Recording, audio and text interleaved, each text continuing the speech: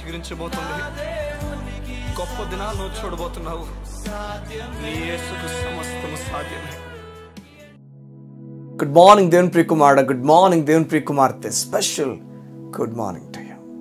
ఈ ఉదయమున దేవుని బలమైన కృప నీకు తోడై ఉంది. పౌలు ఈ విధంగా చెప్తాడు తిమోతికి, తిమోతి నువ్వు దేవుని కృపయందు బలవంతుడిగా వెళ్ళావు.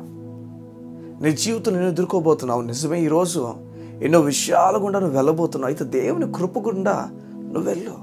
దేవుని కృప మీద ఆధారపడి నువ్వు వెళ్ళు. చూడండి, కృప అన్న మాటకు అర్థం నీ క్వాలిఫికేషన్ బట్టి కాదు, నీ స్టాండర్డ్ బట్టి కాదు, నీ జీవిత విషయాలు బట్టి కాదు, నీ ఫెయిల్యూర్స్ బట్టి కూడా కాదు. మరి దేని బట్టి కృప అంటే? కృప అంటే పూర్తిగా దేవుని మీద ఆధారపడి, నీ బట్టి కాదు. కానీ కృప అన్న మాటకు అర్థం అర్హత లేని వానికి అర్హత కలుగు చేయడం. నువ్వు అనుకుంటున్నావేమో ఉదయం నేను అర్హుడిని కాదు, నేను పనికిరాను, నేను చేతకాని వాడిని, నేను నిందలు పాలని వ్యక్తిని, నా జీవితం ఇంతే, నా జీవితం దేనికి పనికిరాదు, ఎవరికి పనికిరాదు, నేను ఏ ఉద్యోగం లేకుండా ఇలా ఉండిపోతాను. కృప అన్న మాటకు అర్థం ఇలా అనుకున్న ప్రతి ఒక్కరి జీవితంలో కూడా దేవుడు తన పనిని జరిగించటం.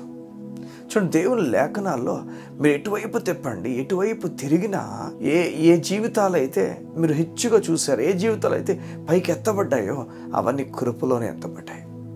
చాలామంది దేవుని లేఖలోంచి మనం చూస్తాం. దావీదు గురించి చూస్తాం, అబ్రహాం గురించి చూస్తాం, ఇస్సాకు, యాకోబుల వీరి జీవితాలు చూస్తాం. అది మాత్రం కాదు, కొత్త నిబంధనలో పేతురు, వీరందరి జీవితాలు మనం గమనిస్తాం. వీరందరూ కూడా దావీదు జీవితం చూడండి, ఒక గొర్రెల కాపరిగా ఉన్న వ్యక్తి. మహా అయితే ఏమవ్వగలడని చూస్తే ఏమవ్వగలడు? ఒక 100 గొర్రెలు కాపరి అవ్వగలడు, లేదా 100 గొర్రెల కాపర్లకు ఒక పెద్ద కాపరిగా అయిపోగలడు అంతే.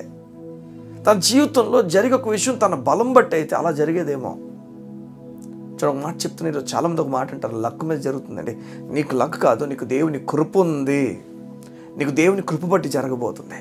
నువ్వు నిరాశపడద్దు, నువ్వు కృంగిపోక దేవుని మీద ఆధారపడి అడుగులు వేసుకొని ముందుకు వెళ్ళావు. చూడండి, పేతురు గురించి మనకు తెలుసు. పేతురు గురించి విద్య లేని పామరుల వీరని, వారి గురించి అక్కడ చుట్టూ వాళ్ళు సాక్ష్యం ఇస్తారు, వీరు విద్య లేని పామరులు వీరా అని చెప్పి ప్రశ్నార్థకంగా వారి వైపు చూస్తారు. ఏమర్థం అవుతుంది చెప్పండి? దేవుని కార్యాలు గంభీరమైనవి. ఈరోజు విద్యాహీనుడువా, విద్య సరిగా లేని వ్యక్తివా, చదువుకోలేకపోయావు సరిగా, నువ్వు ఏ రోజే చదువుకోవాలో, ఏ సంవత్సరాలు అయితే చదువు మీద కాన్సన్ట్రేట్ చేయాలో దాని మీద కాన్సన్ట్రేట్ చేయలేక నువ్వు ఈ లోకపు విషయాల కొరకు, ఈ లోకపు పద్ధతి ప్రకారం, ఈ లోకంలో స్నేహితుల కొరకు పరిగెత్తుకుని వెళ్ళిపోయావేమో. నీ జీవితాన్ని వేస్ట్ చేసేసుకున్నావేమో, నీ లైఫ్ని వేస్ట్ చేసేసుకున్నావు. ఇంకా అనిపిస్తుంది ఇప్పుడు ఎటువైపుగా నా ప్రయాణం, అసలు ఏం జరగబోతుంది? కారణం ఇవన్నీ నీ క్వాలిఫికేషన్ బట్టి చూసుకున్నావు, నీ జీవిత విషయాలు బట్టి, నీ ఫెయిల్యూర్స్ బట్టి, నువ్వేం చేసావు దాన్ని బట్టి చూసుకున్నావు కనుక ఈ మాటలన్నీ నీకు వచ్చాయి. అలా కాకుండా అయ్యా, ఇటువంటి నా జీవితాల్లో నీ కృప ద్వారా పనిచేయబోతున్నందుకు నీకు వందనాలు. ఆయన వైపు చూస్తే ఆయన గంభీరమైన కార్యాలు నీకు జరిగిస్తాడు. ఈ ఉదయం నీకు అర్థమవుతుందా? దేవుని కార్యము 100% నీకు జరగబోతుంది. ఓ ఎంత సంతోషమో, ఎంత దేవుని దయో, ఎంత దేవుని ప్రసన్నత, ఎంత దేవుని కనికరమో. ఈ ప్రత్యేకమైన ఉదయాన్న దేవుడు నీతో మాట్లాడి చెప్తున్నాడు. నలిగి విసిగి వేసారిపోయిన నీ జీవితంలో కార్యం జరగబోతుంది. ఇదిగో, కృప బట్టి ధైర్యవంతుడు అవ్వు, కృప బట్టి బలవంతుడు అవ్వు, కృప బట్టి ముందుకు అడుగులవే. దేవుని కృప నీకు తోడయ్యింది. చూడండి, జీవితాన్ని ఊహించుకున్నప్పుడు కృపలో ఊహించుకోవాలి, కృపలో చూడడం నేర్చుకోవాలి. బైబిల్ చెప్తుంది, కృపలో ఎవరైతే వారి జీవితం చూస్తారో వారి బట్టి దేవుడు సంతోషంగా ఉన్నాడని, వారి బట్టి దేవుడు సంతోషపడుతున్నాడని. ఉదయాన్ని కృపలో చూస్తావా? అయ్యా, నా బట్టి కాదు, నేను ఫెయిల్ అయిపోయాను, నేను చోట సరిగా చేయలేకపోయాను, అయినప్పటికీ నీ కృపలో నడిపించబోతున్న దేవా నీకు వందనాలు. కళ్ళు మూసుకుంటావా? ఉదయం నీ గురించి ప్రార్థన చేస్తాను.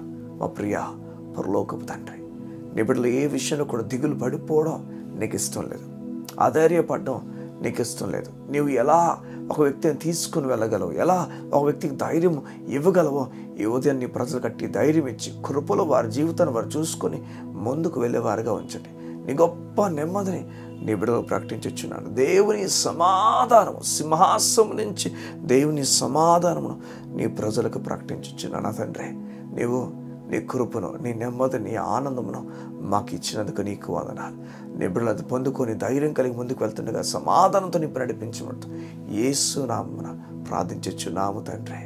ఆమేన్, ఆమేన్, ఆమేన్. నీవు సమాధానం కలిగి ముందుకు వెళ్ళాలని దేవుడు కోరుతున్నాడు. దేవుడు నేను దీవించునుగాక. God bless you. God bless you.